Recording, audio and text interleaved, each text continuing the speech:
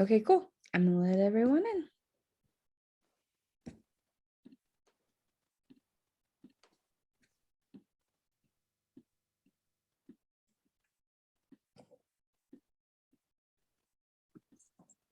Hi, everyone. Just give it a minute to load here. Hi, I am Allie Sharp. I'm with the RiNo Art District, and I'd like to welcome you today to today's Tools for the Creative Life talk. We have the art of surviving, developing a trauma-informed creative practice with Krista Hanley today. Tools for the Creative Life is a workshop series aimed at providing creatives with connection, new skills, inspirational capital, and tools to craft a healthy creative ecosystem. These are all presented in partnership by the RiNo Art District, Transforming Creatives, CBCA, and the Creative Integration Initiative. Before I go any further today, we'd like to kick today off by acknowledging that the land we live, work, and create on is the traditional territory of the Ute, Cheyenne, and Arapaho peoples. We intentionally recognize the 48 contemporary tribal nations that are historically tied to the lands that make up the state of Colorado. We honor elders past, present, and future, and all those who have stewarded this land throughout generations. We recognize that government, academic, and cultural institutions were founded upon and continue to enact exclusions and erasures of Indigenous peoples. We also recognize that much of our nation was built by the hands and on the backs of enslaved Africans and Indigenous peoples. We stand in awe of their resilience and creativity, and we express gratitude for and celebrate their past and ongoing contributions. We strive to never take for granted the privilege and complexity of living, working, and creating on this land, and intentionally honor Black, Indigenous, and communities of color in our city. We commit to cultural equity and strive to make this a safe and welcoming space where healing can occur, truths can be told, hidden stories unearthed, and legacies of oppression and inequity continually dismantled. Also, we're presenting this event inclusively, so we encourage you to update your name to include your pronouns if you so desire. And before we dive in today, I'd love to give an opportunity for our partners to also give a really brief introduction. So first, I'm going to hand it over to Leah with Transforming Creatives. Hey everyone, my name is Leah Podsmek and I work with a nonprofit based in Denver called Transforming Creatives. Our mission is to invest in the health of creatives so that they can go out and invest in the health of society. And we do that in a number of ways through free programs like Tools for the Creative Life and partnerships, providing safe spaces and opportunities for creatives to work on their mental wellness, micro grants so you can afford basic necessities, as well as affordable creative workspace to grow your artistic practice. That includes the space I'm in right now, which is Converge, located in the RiNo Art District on Brighton. We have a number of programs coming up, and I wanted to particularly mention one of them. If you enjoy today's workshop, we actually have a weekend intensive called Writing a New Story that we're offering in March. It's a community building, trauma-informed weekend intensive for creatives. Over the course of 2 days, we'll unpack personal challenges and patterns of behavior that show up as a result of adverse childhood experiences.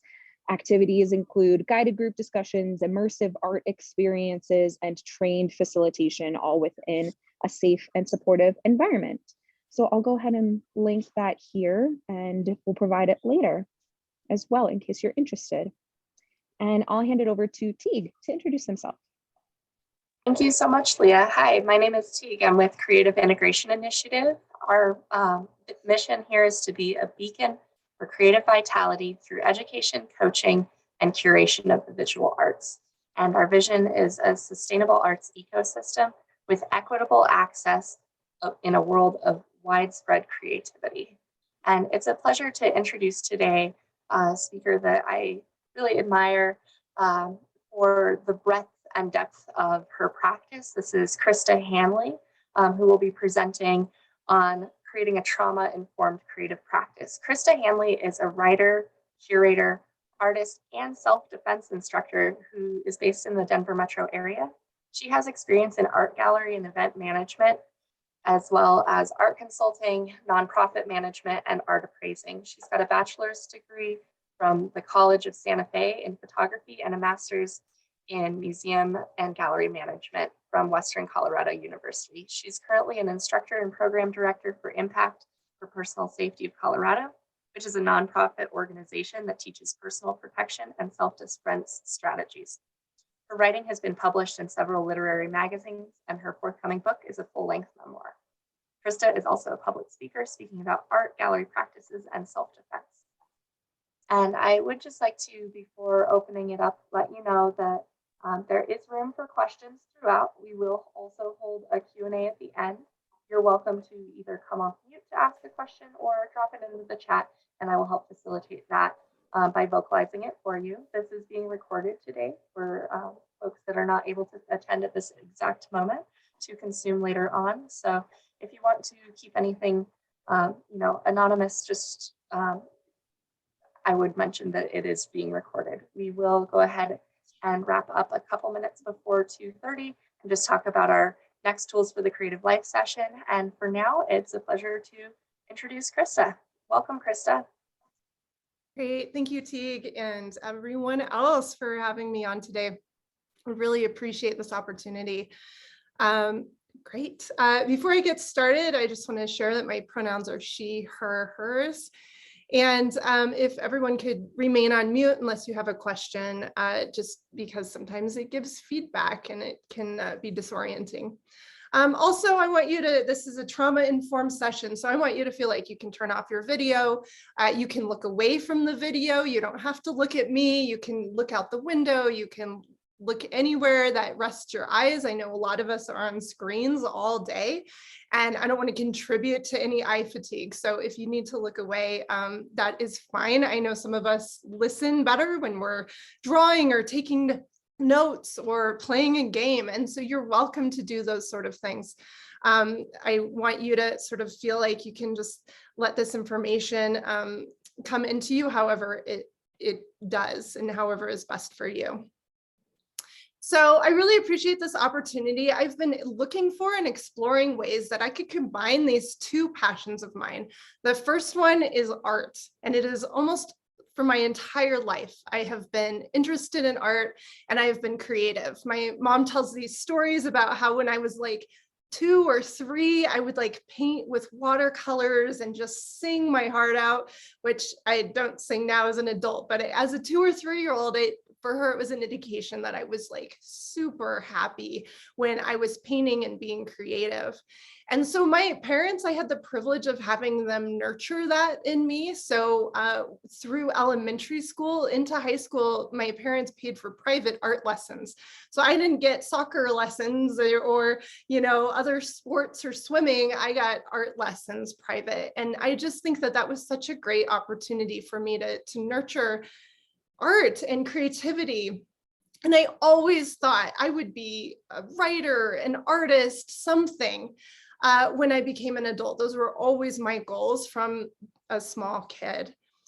And later in my life, I talked about my two passions. My second passion has become self-defense instruction. And I'll talk about like how I got into that, but it's been really interesting thinking about where do these two worlds overlap?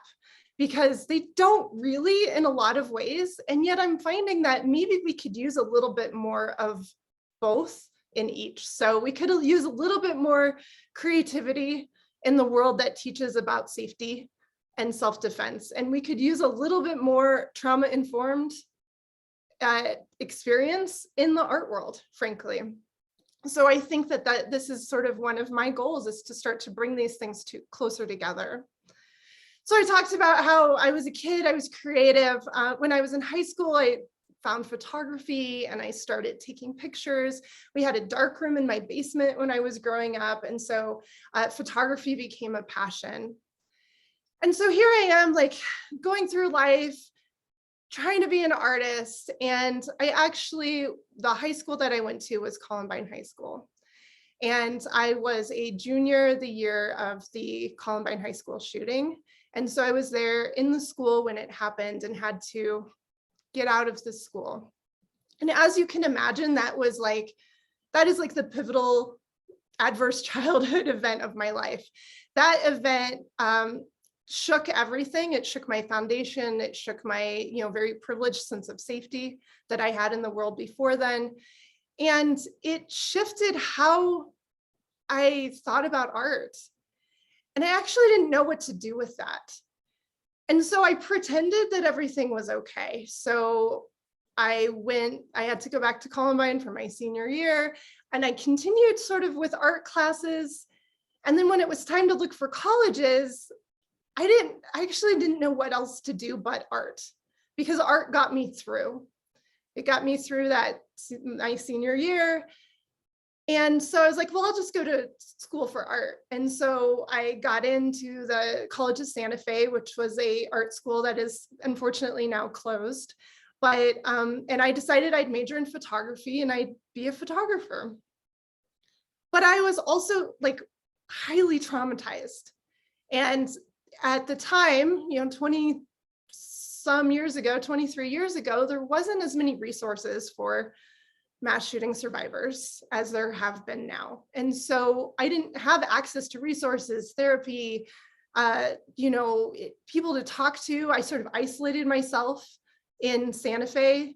I didn't tell anyone what I had been through. So I sat through classes where people actually talked about Columbine, and I didn't tell anyone that I had been through this experience. And it was very silencing. And so slowly, this happened very slowly, I stopped actually investing in my creative practice. And I think that's through this unrecognized trauma that I had. So the first thing I did was I stopped writing. And writing had also always been something that I did. I always wrote in a journal. I wrote short stories from being very small. I wrote poetry. And I had this goal of like somehow creating, a life where I was a writer and an artist. But that writing was the first thing that went away because it was too close to the pain and the trauma. And then the second thing that happened is I went to art school, and I went to sort of this art school where I thought that I could just create whatever I wanted. But through like class critiques and meetings with professors and sort of just the way they talked about art, I slowly realized that the art that I was really wanting to do, that was really like showing who I was not the art that was very accepted in that art school. And I felt like I was constantly being turned away from it.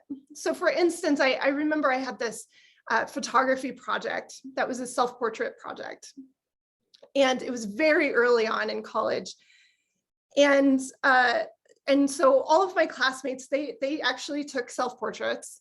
And I was always this kind of sort of multi media person. And so I created this like collage that was like a hanging collage of photographs. And I had like printed the photographs, and then I like scratched on them, and I like painted and burned them and poked them with pens, and I did all this stuff to them. And they were photographs of like, one was a columbine flower, and one was a thorn, and one was a dead moth. And so it was this sort of like way of sort of showing this sort of quite disturbed person that I was at the time. And I remember hanging it up for the critiques. And so in art school, in critiques, you like hang your art on the wall, and then everyone goes around and talks about the art. But there's also no guidance or any sort of trauma-informed comments or anything. And so the teacher, in this case, goes to my art, and the first thing she says is, art isn't therapy. And then sort of completely disregarded my work and moved on to the next person. And so that was like just one of several examples where I was like trying to like show myself, and it was just shut down, and it kept happening. And so eventually, as I go through, still my goal is to get a degree in photography. I completely shifted my personal aesthetic and the way I made art to what my professors wanted, frankly, in order to get the grades, in order to graduate, because I saw that this is what it would take to get through art school. And I didn't have enough money to like keep going to art school for 6 years, convincing them that what I was creating was, was viable art, right? And also the art school I went to was very oriented toward being in a gallery. And, you know, the art that you created was meant to hang on the wall for other people to see. And so my personal work that I had always done before that, it felt like all of a sudden it was like there, and it had to be a commodification. I also later, so after I graduated, I got into the gallery world because I figured, well, this is sort of aligned with my degree. It's Santa Fe. There's plenty of gallery jobs. And I started working in art galleries in Santa Fe. And at the same time, I was still sort of thinking I should be an artist, right? With this sort of grand idea of showing in galleries and making it as an artist, whatever that meant in my mind. And I had an experience where I volunteered for a portfolio review, which a portfolio review is like where they have art professionals come and look at your body of work and give critique to your work. And I had an opportunity to do a portfolio review with an organization that I was volunteering for. And I met with this sort of old-timey magazine publisher who was in the photography, like traditional photography world. And I showed him my little, I was making handmade books at the time. So I had these little like handmade books that again, were very personal, were very mixed media, but they had photography in them. And he said, well, where's your business card? Where's your website? Where's your, you know, you should be handing me all this stuff. And I was like, hold on, I'm a volunteer. I didn't prepare for this event like everyone who paid. I'm just a volunteer and I just got this opportunity because you had an empty slot. And he was like, well, I don't understand why you're sitting here, why you're even showing me anything. You're not trying hard enough to be an artist. And that, to me, that was a huge turning point. And it like literally caught me. And I was like, oh, that's what the art world is about. You have to try really hard and you have to make art that other people want to make. And I was like, I'm done. I'm done making art. And I literally stopped. And I like put all my art supplies away. And I was like, I'm just going to be a gallery person. And meanwhile, I had all this unresolved trauma from Columbine under the surface. And these two things combined to make a very dark time in my life. And I want to note that all these people in sort of positions of authority, I don't believe that they silenced me. I think I was already silencing myself. I think that trauma is silencing, and that all of us sort of question ourselves after trauma, and we question how, you know, what we're doing in all aspects of our life, let alone our creative practice. And so while they contributed to the silencing, it wasn't just them, it was me. And it was a lot of this unresolved stuff. So I'm going to share my screen now. Does anyone have any questions so far?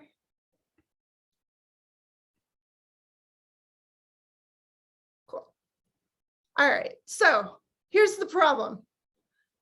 It's really hard to be creative after trauma. So first of all, we don't feel safe. And one of the things that we know as people who work with trauma survivors is it's like safety is the number one thing that you need to reestablish or to establish in your life. I also want to note that not everyone can feel safe in this world. That safety feels like this ideal that for some people is not fully achievable. If you're living with an abuser, you're never going to be safe. If you are literally, there's violence against you from the state in which you live, from the community in which you live, from your neighbors, like you will never feel safe. So I want to couch the idea of safety in the idea of like safe enough to feel like you can breathe and that you can sort of lose some of the armor that you carry throughout your life. And when we don't feel safe, we tend to suffer from anxiety. and or depression, and that these can affect how we perceive the world. And how we perceive the world is directly related to how we create. So those things sort of become a domino effect. There's also not a lot of resources for people in creative healing. And I think that there's a dynamic. One of the reasons I am fascinated by self-defense practice is it's embodied healing. You use your body and you move through space in order to help heal. And then there's therapy, which is sort of brain-centered healing. And I think creativity is somewhere in between. That it is both using our body and our brain, and that there's something magical that happens when you're creative that's in between body and brain. And it doesn't matter if you're a writer or a dancer. I think both of those things are still in this sort of realm in between the body and brain. And there's not a lot of resources in which to experiment or in which to seek healing in this sort of middle ground. The other thing is that wall that I hit about the commodification of creativity, that in our world right now, like, we are made to think that creativity has to be something that is for sale, whether it be an NFT or a painting or a dance or something, there is sort of this push in our culture that creativity is something that you can either leverage for something else, or that you can get money from, or you have to share it with the world. So there's, TikTok, Instagram, Facebook, all of this stuff where you have to be leveraging your creative life in order to show people that you're a creative person.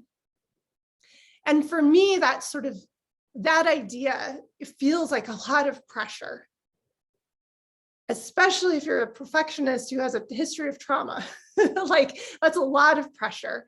And so I think these are the problems that we need to address in the art world in itself. So let's see. All right, so I'm going to stop this for a second if I can find the button. There we go. So I got through this. It's a process of getting through this. But it started with sort of slowly getting my voice back. And how I got my voice back is I took a self-defense class. And the type of self-defense that I took it's like an empowerment self-defense paradigm, which means it's not martial arts. It is actually about finding your power, and is very feminist based or very holistic based self-defense. So I took this self-defense class when I was in Santa Fe, and for the first time in 7 or 8 years since Columbine, I actually used my voice and yelled no and set a boundary. And it was a huge breakthrough for me, because before then, people literally couldn't hear me speak. And I was so quiet, and I was so shy, and I was so turned inward. And through taking this class, it sort of like pushed me in order to use my voice. So after I took the self-defense class, shortly thereafter, I decided to move back to Colorado, and I found a writing group. And this writing group was actually very trauma informed.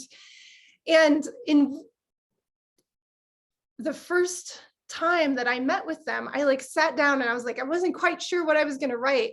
And this whole story of Columbine started pouring out, that I hadn't written any of it after being a writer until my junior year. I hadn't written any of this story until I think that writing group, I started doing it in 2011. So this was over 10 years where I had pent up this story. So it started pouring out. And then through the guidance of this trauma-informed writing class, I started to share my story and feel like I had a voice again around my story. And so as I'm doing that, I'm also like, you know what? I want to start painting again. And so I like pulled out my paint and I started watercoloring again. And so through all these things, I slowly started to feel like creativity was coming back into my life and that I had more control over it than sort of the idea that I had had before, where it was almost like my creativity belonged to the rest of the world. And in this case, I created creativity for me. And so people may never see the little paintings that I did. And, hopefully they do read my book when it comes out, but it's also been a process of like realizing that it's something I want to publish and get out there. And at the same time, I was becoming a self-defense instructor. I decided that I wanted to train and become a self-defense instructor. So it was alongside my gallery work and getting my master's degree and working for art collectors and all of this stuff, I also was always working for this self-defense organization on the side because I knew that that's what gave me my voice. So there's a way through it. So what can help? So there's the idea of creative recovery. And again, this process of creative recovery is that we, first of all, need to feel safe or is safe enough. And then we need to start sharing our story. And this maybe sharing our story might be at first, we just need to share the information about it. And that's what this art versus facts. Sometimes you just need to share the facts of what happened to you, with a therapist, with a friend, with someone who's understanding and who will listen to it. And then we can start thinking about our story as art. If it's a place we want to go, if we want to use our story as a fuel or as an inspiration for our art. And then we can start building connection with other people. Once we feel like we can share aspects of our story or aspects of ourself, we can find connection through our expression. The other thing is that, and I've talked about expression versus commodification a lot. I also think that there's a way that we need to seek these non-traditional ways to heal. So for me, this healing journey was not like, oh, this bad thing happened and I'm going to therapy and then I'm better. I actually think that the process of healing can be, this bad thing happened and then I'm going to find some like really good body worker. And then I'm going to find some therapy through dance. And then maybe I'm getting ready to talk about it. And then maybe I want to paint about it. And then maybe I want to write about it. And then maybe there's some equine therapy that's in there or some other thing. Like there's so many ways that we can move through our trauma and help how we feel if we've been traumatized.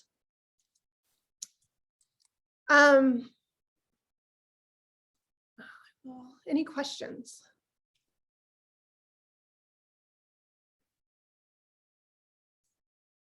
All right, so how to start doing this for yourself.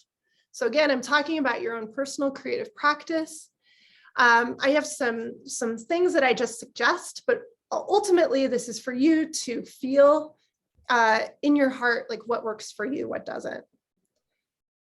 So what does it mean to be trauma informed for yourself? So first of all, that means to recognize that you have trauma. And unfortunately, nowadays, most of us have trauma. There's lots of trauma, and it doesn't have to be like, oh, I lived through a mass shooting to have trauma in your life. There is so much trauma just living in this society and in this culture, just having families, just, having close people to us pass away, like all of that can contribute to trauma. So recognize you have trauma. Recognize that what you do in life is often a result of trauma. So your behavior, how you feel, how you act with other people, if you feel like you can write or create or not, all of that self-doubt that comes up, all of that is related to your trauma. And then third, the idea of being trauma informed for yourself is to recognize and respect yourself, be kind to yourself, and empower yourself with the tools that you need in order to find some sort of stability.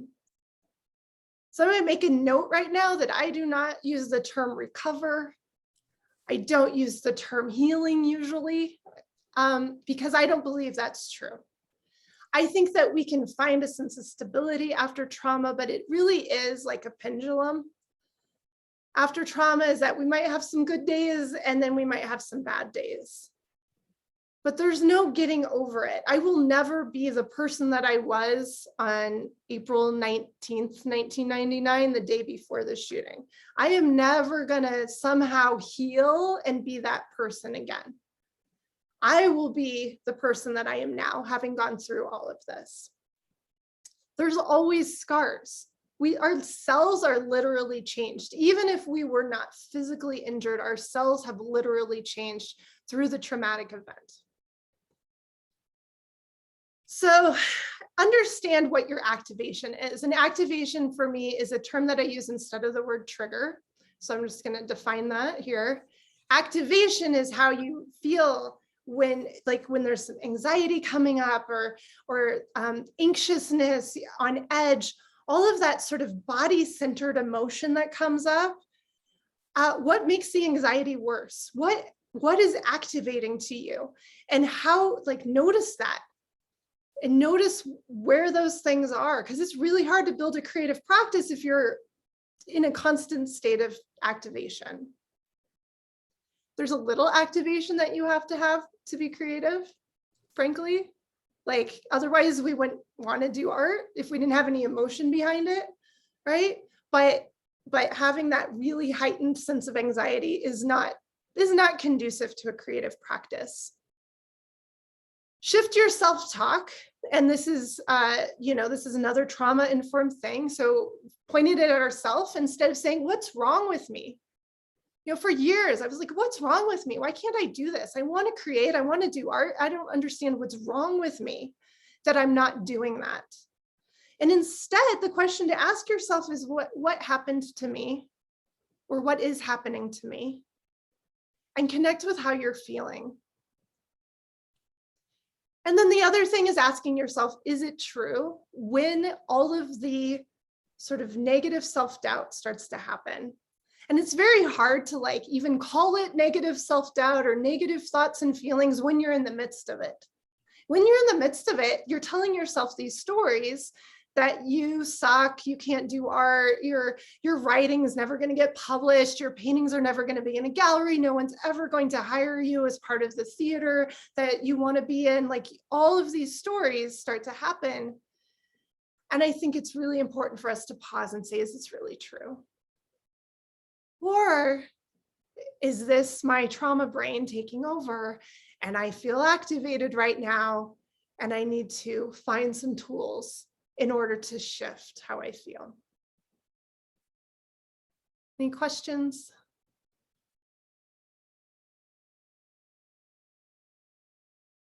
All right. Oh, I see a hand up. Joanne?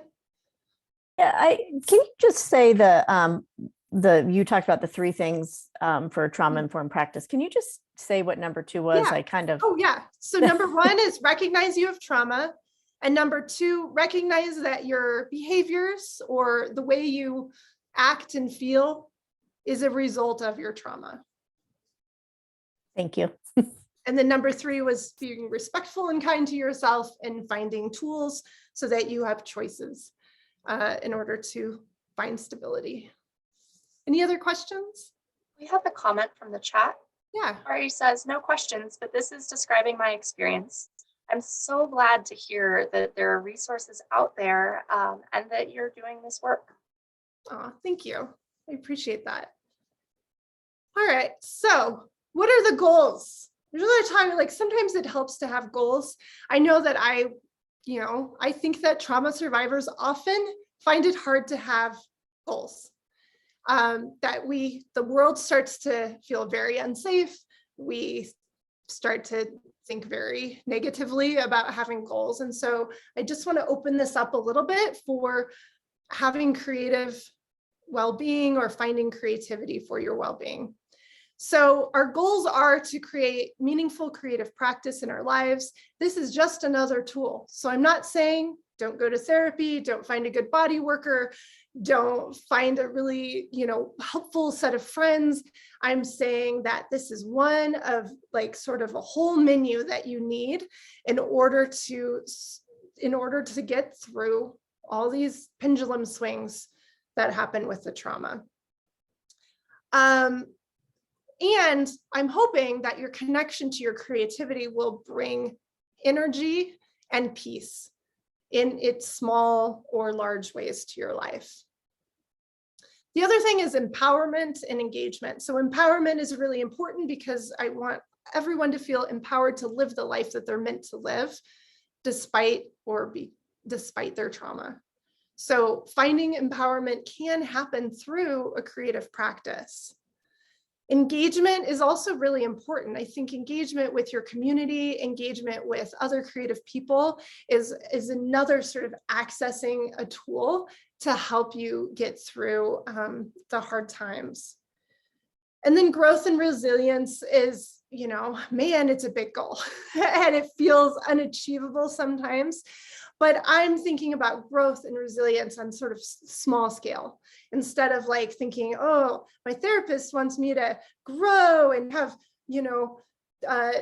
growth through trauma, whatever that is. Like maybe it's like a little bit understanding that, you might have really bad days and you might not want to, write songs on those days. And then maybe there's a good day or a sort of good day where you have the energy to do that. And that's moving you forward. And so that resilience is saying, okay, I had a whole heck of a lot of bad days.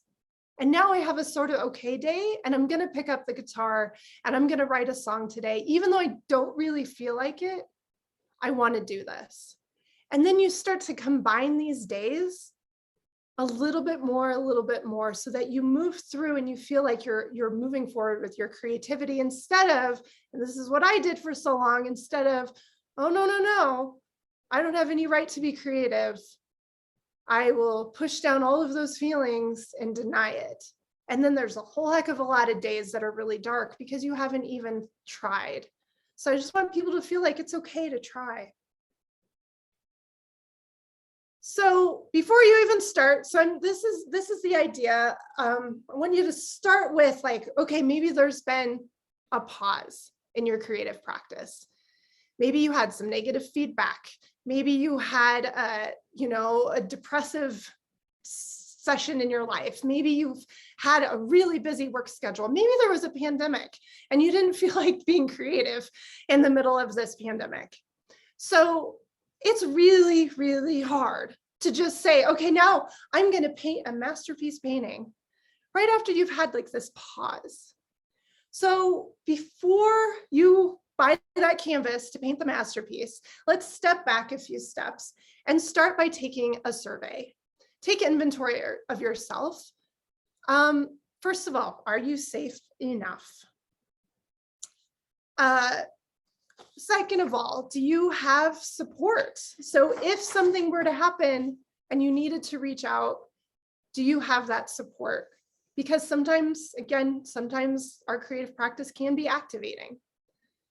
And then the third is understanding the window of tolerance. And so I'm not going to describe it too much. This is something for you maybe to Google, but I'm going to tell you basically what this window of tolerance term is. And it is a term that they use in the realm of talking about trauma-informed practices. So the window of tolerance is like, we want to stay in this sort of good zone with our activation amount. So hyper aroused is when we're like really, really anxious, turned on, it's like the fight or flight, hyper aroused. So this is, you move around a lot, you're so anxious. It's like, to me, that's the anxiety attack, can't breathe state for me. And then there's hypo aroused, which is sort of down below this window of tolerance. And hypo with an O is where you become disassociated, zoned out. And this is the freeze response. So hyper aroused is fight or flight. Hypo is freeze response. Neither of those are conducive to creativity. We want to keep ourselves a little bit in between those. So understanding that and not kicking yourself. If you're having an anxiety day and your goal was to create something that day, like understand that maybe if you're up here at the fight or flight, sitting down and writing a poem is not going to happen. And so keeping that in mind and seeing if you can sort of regulate yourself a little bit before then you're like, okay, now I can sit down and write a poem. Do I see another question?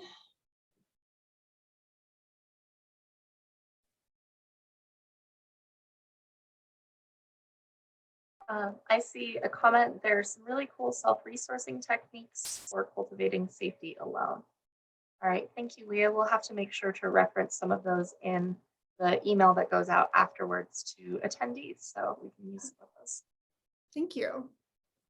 All right, so we understand our window of tolerance, we understand our activation. So now, okay, I'm like, this week, I'm gonna make some art. And what can we do to sort of prepare ourselves? And I called it priming the canvas. So it's like putting the ground or on the canvas to ready it for our painting, whatever other terms work for the medium that you work in. So for writing, this could be like opening up the document. First of all, pause and breathe. Breathing is really important. And I don't know that I realized how I wasn't really breathing fully when I was going through this fully traumatized state that I was in for like 10 years. So I think being mindful of pausing and breathing, if that's something that you're comfortable with, can really help us. Breathing is really important to connect your brain and your body and to help you think and help you move. And so I think breathing is one of the #1 things we can do, especially if we're sort of inching toward one of those outside of the window of tolerance things. The second thing is to move or stretch if those are available to you. Even just like stretching our arms, stretching our fingers. If it's available for you to go for a walk, do a gentle yoga session, something like that, movement can really activate the creative part of our brain. And I think that that's another tool that, let's say we're sort of frozen. There's nothing scarier than like a blank page or a blank canvas or a blank stage, right? So sometimes we get really frozen. And in order to start activating those like great, juicy, creative thoughts, movement can help with that. The other thing that can really help is nature or something natural. I recognize that not everyone can get out into nature. Nature is not available for everyone, but there are natural things you can sort of bring in. So if it's essential oils, if it's, one of those sort of memory rocks that you can sort of rub or touch, if it's a good scented candle, a picture book of landscapes, something like that, bringing something natural or going out into nature. All of that can really start to activate that creative part of our brain that might have been sort of dormant while we were sort of just trying to survive. All right, so then, okay, practice. Now I want to actually start being creative. What do I do? All right, first, start small. You're not going to get out that giant canvas and paint that masterpiece after you've had a pause in your practice. Start small. For me, it was literally coloring books and colored pencils and starting with like, I'm just going to color this one flower. And then I did something creative today. Yay for me, right? If it's like the crayons on your table that your kid's been coloring with, maybe start with those. If it's, I don't know, there's so many apps for, little tiny creative moments, a little music app or something. Like, start with something that feels bite-sized. If you're writing a poem, maybe it's like, I'm going to write one line today. And then I'm going to say I wrote and I did it. So don't give yourself a giant to-do thing. Give yourself something small. The second thing is to find your time and place. Now, I do not believe in these things, and especially in the writing world, they tell us to wake up at 4 a.m. and write for the first 2 hours of the day, and you have to have a room of your own, and you have to have a clean desk, and blah, blah, blah, blah, blah. I don't believe in that. I have done zero of the writing of my 300-page book, like at 5 a.m. with a clean desk. It has mostly been written at my kitchen table, sort of in between the hours of like 10 and midnight, right? So they're just like, find what works for you. And if like you set up a clean, pristine desk, gosh, I fall in this all the time, where you think that if you have a clean, pristine desk, you're going to be creative. And then it's like the most daunting thing.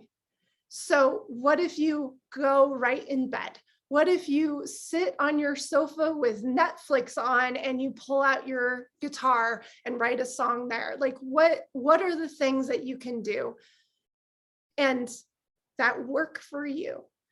And like I said, time, like, people are creative at all different times. So don't listen to any of these books that tell you you're only creative in the mornings. And that's, I don't know why that advice is so prevalent, but it's really not trauma informed.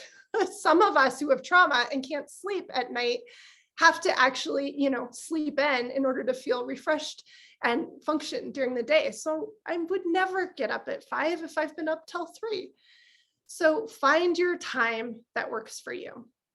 And then also understand that breaks are necessary and natural. So even if you just had a pause and you haven't been able to get to your dance practice in the last, 2 years of the pandemic, it's okay. That's okay. Like, it's still there for you. So find how you can sort of start small and step back into it. Questions? Cool. All right, so you've started the practice, see how it goes. How do you find this muse again? And this was a struggle for me. First of all, get out of your head. We so often feel like art comes from here, right? And so often we feel like, especially for those of us who use computers all the time, we feel like the screen is sort of the source. For writers, those are people who are doing NFTs, maybe, like the screen feels like it. So what I mean by getting out of your head is to like shift gears. So if you're someone who is like, let's say I'm a painter, maybe I want to actually move my body in the way that I'm envisioning my art piece. Or maybe I want to write a poem about the painting. Or maybe I am a writer and I typically write on my computer, but actually I'm going to go buy a college ruled notebook and a fancy new pen and try writing by hand. Think about different mediums and different ways you can express yourself with your medium. If you're a musician, try a new instrument. If you're a painter and you only paint abstract, maybe try something representational. So think about shifting things and getting out of that headspace in which you feel like you're in this sort of one column artist, and see what happens. You can always go back to what works for you, but see what happens if you try something else. The other thing I think is really important for those of us who have trouble sort of getting back to art is to have some rituals around it. So let's say you found that writing on the sofa from 10 p.m. to midnight is like the best thing for you. Maybe before 10 p.m. you make a cup of your favorite kind of tea, and you have a special scented candle that you light. and you make sure the dogs have gone for a walk, and so they're quiet. And so you build this ritual so that you've created the space for you to focus on this work. I just heard about yesterday a writer who has special writing gloves that she puts on, like fingerless gloves. And those are the gloves that she puts on when she's ready to write. I know some painters will, they have special aprons that they put on, or, other things. So what is your sort of ritual around your creative practice? And you can always try something like, I wonder if I should just, start lighting a candle, or if I need to go to Starbucks before I, can sit down and write a song or whatever. Find the rituals that sort of create that space for you. And then the other thing that is actually really important, and it's connected with that starting small, is set a timer. Right now I'm editing my book, and I am avoiding editing with everything that I have. I hate editing. And the only way that I've been able to get through it is through setting a timer. And I set a timer for 15 minutes, and I make myself work. And most days I keep working after that timer goes off. But some days I'm like, 15 minutes was enough. And at least I did something today. And then I'll get back to it tomorrow for the next 15 minutes. I think timers are magically there for us to see how can we create in this short amount of time and feel really satisfied with ourselves that we did something. Any questions, comments? Anyone else have any suggestions? Rituals you have, ways you've gotten out of your head? I noticed that through the pandemic, I could no longer make visual art, but I could dance on my kitchen floor, and I could write poetry because I didn't know anything about either, and I could express myself, right? And so I like this getting out of your head idea, because sometimes, especially if we have a lot of training in a certain area, it allows us to maybe be hypercritical and engage in negative self-talk, or just be intimidated in general. So I really like this. I also set a time, putting it on my calendar where I'm literally scheduling at 2 p.m. I'm going to write and edit for 15 minutes. And so setting a timer and setting a time in my calendar. I love that. Yes. Set a time in your calendar and then honor it like you would honor any other commitment that you have in your life. And that has also been a struggle for me, is for a while it was well, nothing else is important, or everything else is more important than this time I set aside for myself. But actually, if it's written in your calendar, honor it. Leah, did you have a comment? Yeah, I often get stuck in my head. I'm a singer. So ritual is an important part, in the setting the timer has been a really big thing for me, because practice became a time where I was beating myself up, because it wasn't perfect. But the reality is that practice isn't meant to be perfect. So setting a timer helped me to be able to walk away from it, no matter how it was going. And then I started creating a ritual that is this visualization exercise where I imagine a bunch of heavy, wet coats on me. And then one by one, I peel them off and let them drop to the floor. And then I literally step over these imaginary coats into the space, leaving that other stuff behind, so that it puts me into the next moment and prepares me to focus. And that's been super helpful for me. Wow, that's beautiful. Thank you for sharing that. That's a lovely way to envision. So yeah, find an actual, almost a meditation moment or a visualization moment. Yeah, Joanne, did you have a comment? Yeah, one of the things I found for me was, having not been in the studio for a very, very decade-long time, that I was, coming from art school background, and I just kind of stopped and said, I'm not doing anything. I didn't have any goals. I just was I'm going into play. I'm just going to see what happens. And I just kind of reminded myself of that every time I went in. And it just was very freeing. I wasn't preparing for a show or trying to create a body of work. I was just creating, I was just putting my hands in clay and just seeing what happens. And that was really helpful for me. Oh, that's awesome. Joanne, you just said one of the key words, which is play, which I think like when I was devising this, that word was missing. That is so important that we bring play and joy back into our creative practices. I think especially people who are professional artists, or those of us who like are just feeling like we want to create and we don't know how, like it gets too serious. And we get all wrapped up into like our brains, and it's not fun anymore. So I think, gosh, that's really vital. Find the fun in it. Shirley made a comment. I think it's important to allow yourself to make yourself a priority. We so often put everyone and everything before ourselves.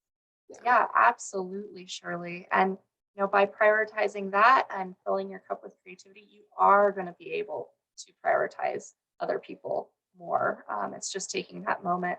And sometimes even if, sorry, Krista, Shelby says, my trauma-informed ritual is placing a photo of my younger self on my desk before I make anything. I get to make art with her, because of her, and for her. I keep an envelope on my desk with photos from many ages of my life. That's so beautiful, Shelby. That is wonderful. Thank you. Thank you everyone for sharing. That's really important, because this is the other thing that I will get to, is talking about community and how we're all in this together and can give each other ideas. So this is very important. So I would not be a good self-defense instructor if I didn't talk about boundaries.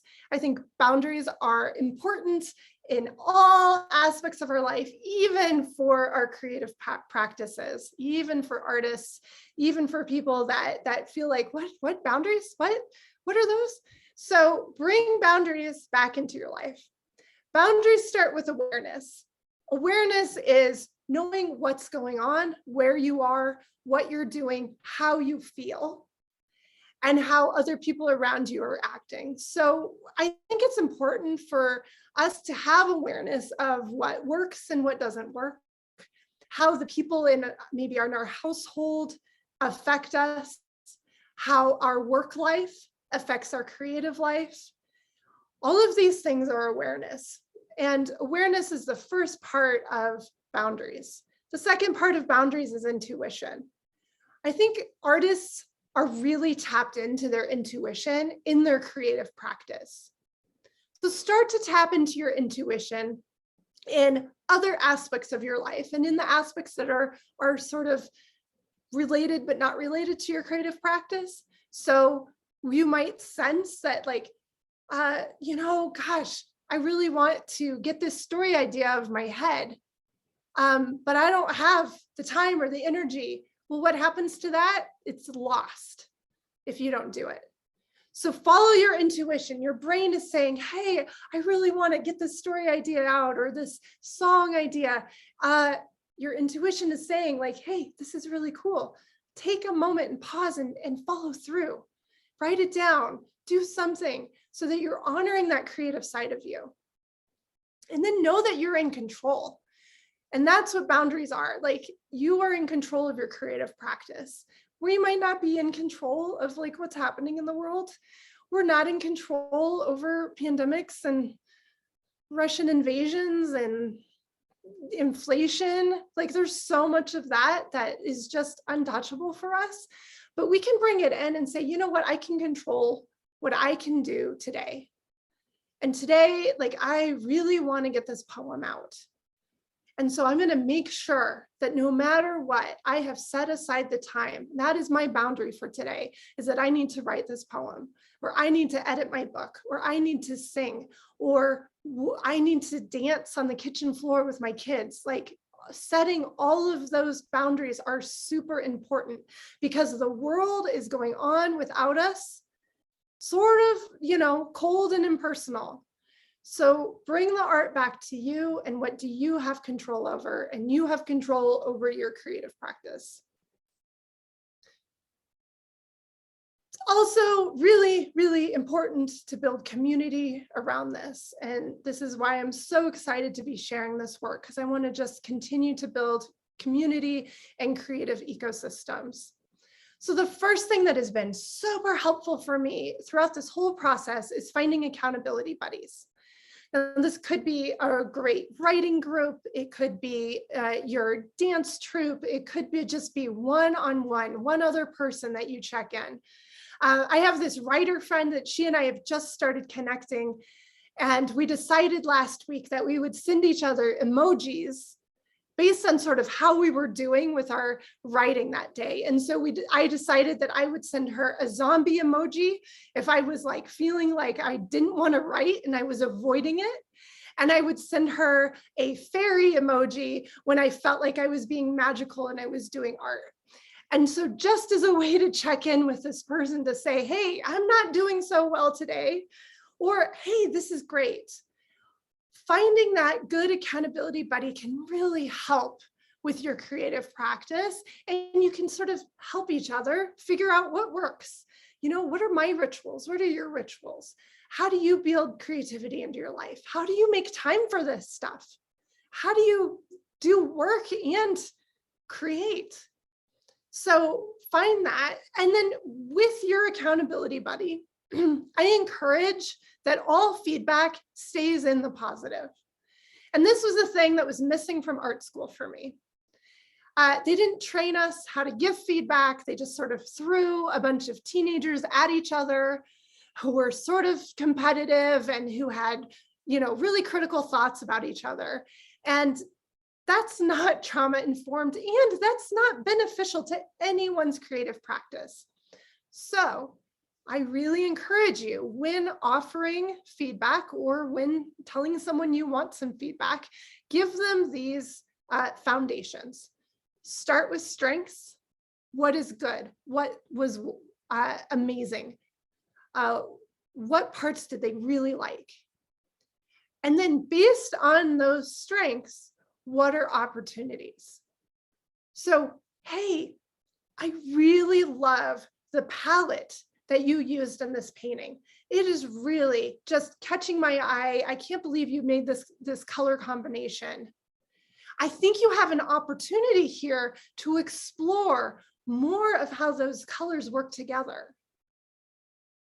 Or I really loved that really strong scene that you wrote in the play. Like that one scene was amazing between the mother and the son.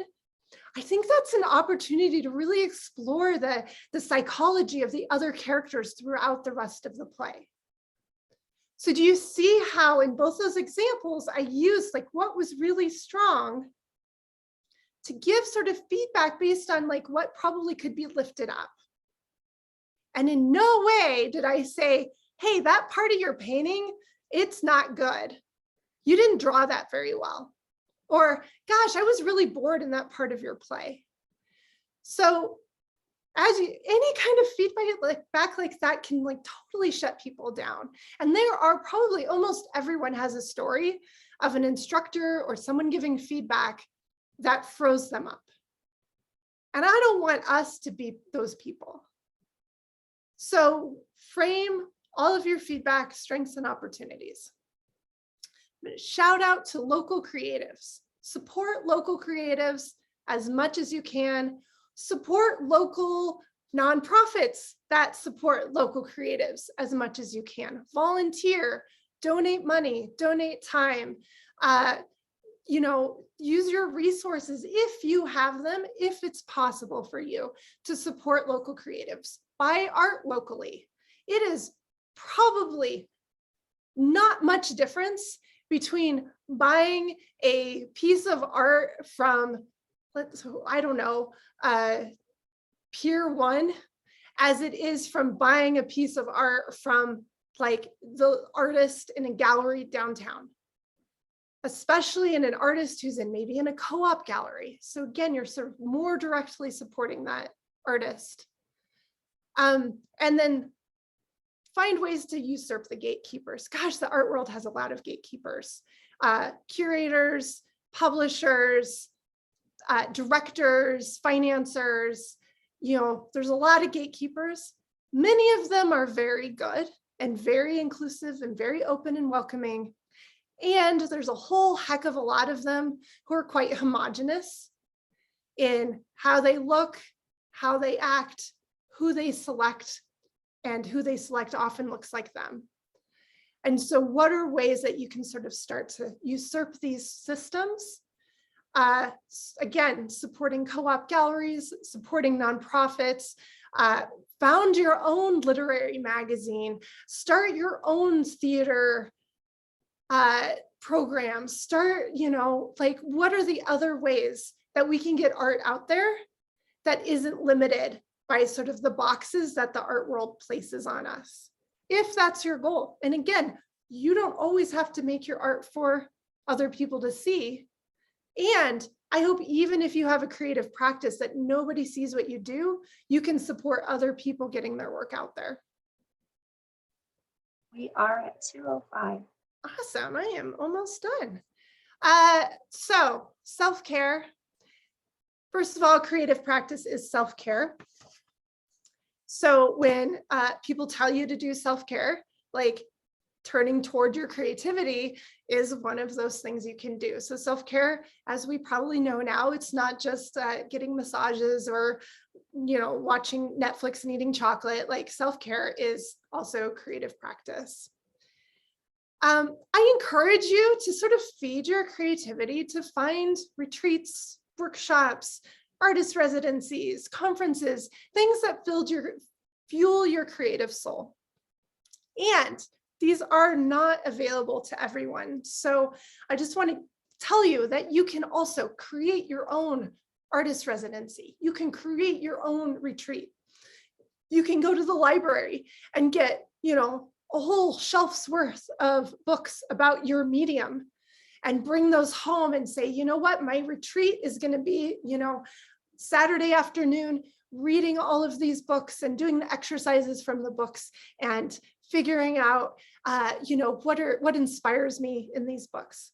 If conferences and things are available to you, if artist retreats are available to you, those are lovely ways to both connect with other people and to connect back to your creativity. And know that sometimes those are also overseen by gatekeepers. And so finding ways that you can sort of usurp that system might be really cool, to find different ways that we can, push on the boundaries of all of these sort of limiting ways that, again, people say that we're supposed to create. Give yourself grace and forgiveness always. There's nothing more freezing than shame. And shame happens when we step away from our art and our brain keeps telling us that we should be doing it. We should be doing it. Why aren't you doing it? What's wrong with you? Right? All of those things start to go around. So to turn that off, is it true? No, that's not true. I forgive myself for stepping away from my art practice for 10 years, and I'm going to get back to it. So giving yourself grace. And then don't sacrifice the good for the perfect. You don't have to be perfect. It doesn't have to be the perfect painting. It doesn't have to be the perfect song. It doesn't have to be the perfect book. It is practice. It is doing. It is feeling our way through this. And so perfection, when it's looming, it is also freezing and silencing. So place perfection somewhere else and turn back toward just doing something that's fun and good for you and feeds your soul. I think I'm done. Let's see, go do something creative today. I challenge all of you, not challenge, I encourage all of you. All right, I'm here to take questions, comments, ideas.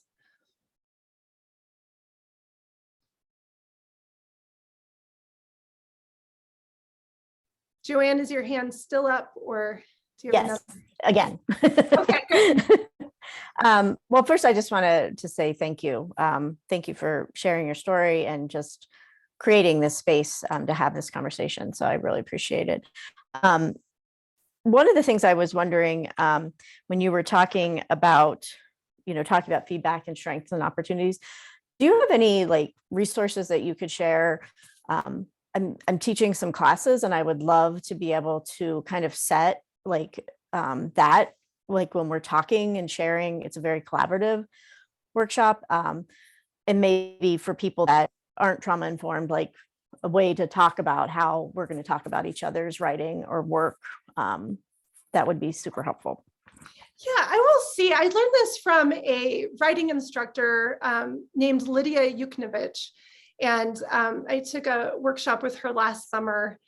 And I realized that that was like what was missing from like a lot of creative practice was this feedback thing. So Joanne, if you want to just private message me your email, I will see if I can find some resources for that. Yeah. Awesome. Thank you. Anything else? Ari says, I wish I had found you years ago. Thank you so, so much. Oh, thank you so much. I really appreciate that. This has truly been a journey of like figuring out what works for me.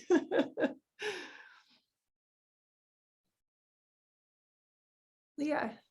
How, so a lot of my trauma stems from receiving what people would call constructive criticism, right? And now the voice inside my head is telling me that nothing's ever good enough. So of course, this don't sacrifice the good for the perfect is the perfect thing for you to end on, or not perfect, but the best thing for you to end on. But I was wondering how you might define differently constructive criticism as we know it from giving feedback about opportunities. Like how would you do those two things differently? Yeah, so like constructive criticism, I think is, frankly, it's coming from a place of trying to have people be better, but it's pointing out what's wrong, right? So constructive criticism is like, I don't know, I'm just trying to think of an example, but it's really more focused on how to fix something. Whereas the strengths and opportunities is saying, it's great the way it is, and here's ways that you can even more improve it. And so it's like the baseline is there's nothing wrong with what you do as an artist. There's nothing wrong with your creative practice, your creative expression. There's nothing wrong with it. And all of us are constantly wanting to also improve and grow and expand our creative practice. And so that's where, when we're ready for feedback, and that's the other thing, is wait until you're ready for feedback before you sort of expose yourself. And I know sometimes in school, you don't have that choice. And so shifting this so that it is your baseline is you are good the way you are. And if there's places where you feel like there needs to be improvement, or if you can see that it's not quite there, here's what was really strong. And therefore there's opportunities to grow it in these areas. Does that make sense? Whereas I think constructive criticism comes from the point of nothing's good enough, and my opinion is going to make it better. Yeah. And that's not true. That person's not the artist. That person's not the creative person. Like, you know, that teacher that made that comment of art isn't therapy to me, like she wasn't knowing my story and seeing that like what I needed in that moment was like, hey, this is really an interesting combination. What could make it stronger, class, right? Instead of this like sort of criticizing, cut you down a peg sort of feedback. Cool. I saw Lacey's question come in. Yeah. So actually one just right before that, and I'm happy to connect people through our email afterwards, but the connection is Hari's asking, is there a way to connect with you and this work?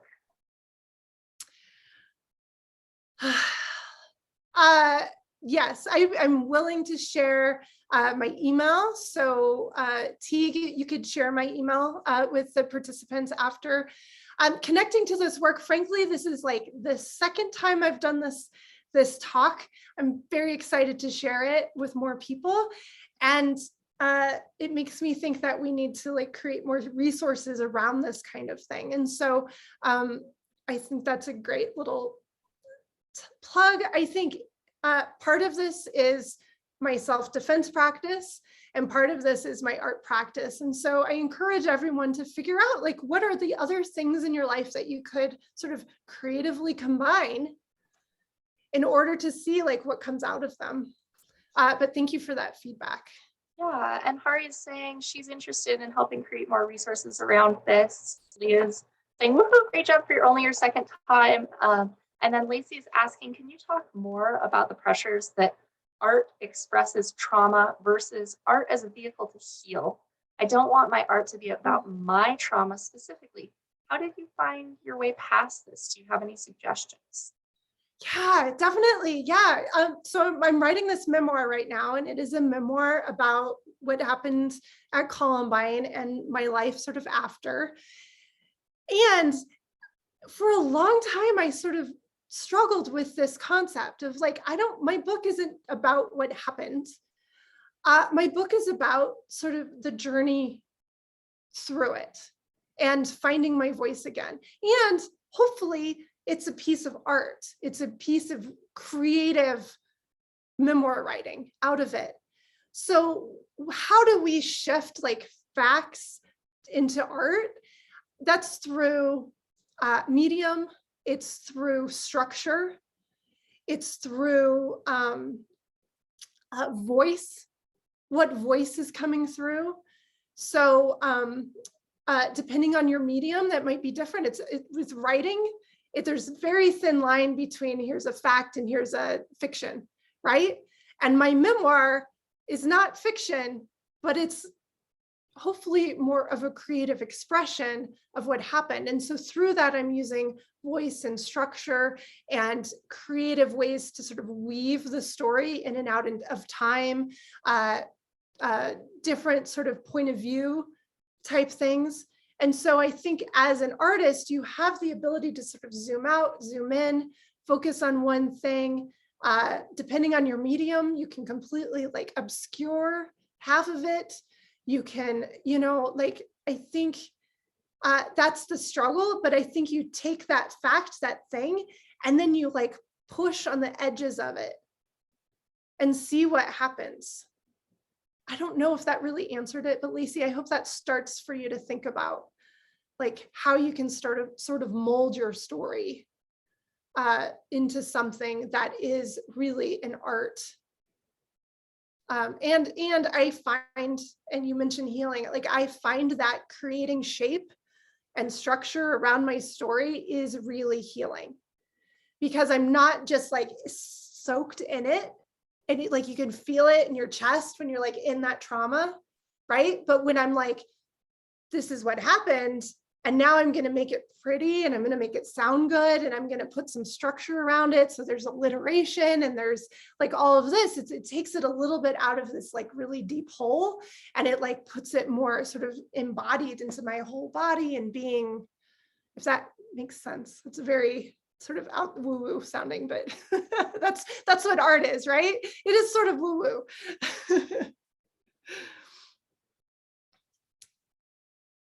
Did I see? Go ahead, Teague. Lacey says, love this, thank you. And then Hari chimes in, hearing about your experience helps to validate the impact it has had in my creativity and helps to provide that structure you were talking about. Thank you. Good. That's good. Shirley, did I see you had a question? I didn't really have a question. I was just going to say that, constructive criticism is still criticism, right? So, I mean, I don't think it's ever really all that helpful. Yeah, good point. Yeah. Anything else, anyone? I know we're closing up here soon. Awesome. I want to say thank you so much to all of you for staying with me in this, for listening, for offering feedback. I hope that all of you can sort of go away from this with a renewed vigor toward your creative practice and sort of some self-care and self-love of this is the pendulum. And no matter where we find ourselves on it, we will get back to that place where we sort of can feed our creative souls. Thank you. Thank you so much, Krista, for taking your time and your experience and coalescing it into this beautiful, creative piece of information and guidance and hope that we can all use to transform and empower our own creativity. Really genuinely thank you for joining us today and for being this month's speaker for the Tools for the Creative Life series. Whether or not you've joined us before, thank you so much to the audience for attending today. We have these on a monthly basis through the collaborative partners mentioned earlier, and next month is actually going to be a panel discussion format. This panel discussion is, yes, thank you, Allie. Okay, so the panel discussion is in March. You can sign up for it for free by accessing the link in the chat. It will also be up on all the partners' websites as well and available through Facebook and social media. It is about time of art. It's an elders panel about people who have been in the Denver metro art community for a long period or a deep amount of time. And we're talking about this on March 24th from 1 o'clock to 2:30, virtually again on Zoom here. So March 24th, mark your calendars, that Thursday from 1 to 2:30. And I'll just read a quick kind of snapshot of the bio just to give you a sneak peek teaser for this event. Are artists who shape our community, regardless of style, skin color, or age. These artists have been in the arts for, in some cases, as long as we have been alive. We've brought 4 local artists together to talk about how their art and the way they conduct themselves in the Denver art scene has changed and evolved over time. The moderator for this is Alexandra Pangburn from the RiNo Arts District. And also Krista Hanley's website is linked below in the chat. We will send follow-up notes to everybody about the things that were discussed in our workshop today. And Leah has one thing in the chat from Transforming Creatives. Also wanted to share again with folks, Transforming as Creatives is hosting a weekend retreat on this same topic. So if you felt invigorated by today, you can find more information at the link below, and we'll include details in the email that is from today's follow-up as well. So you're welcome to take any of those links, and thank you all so much for joining.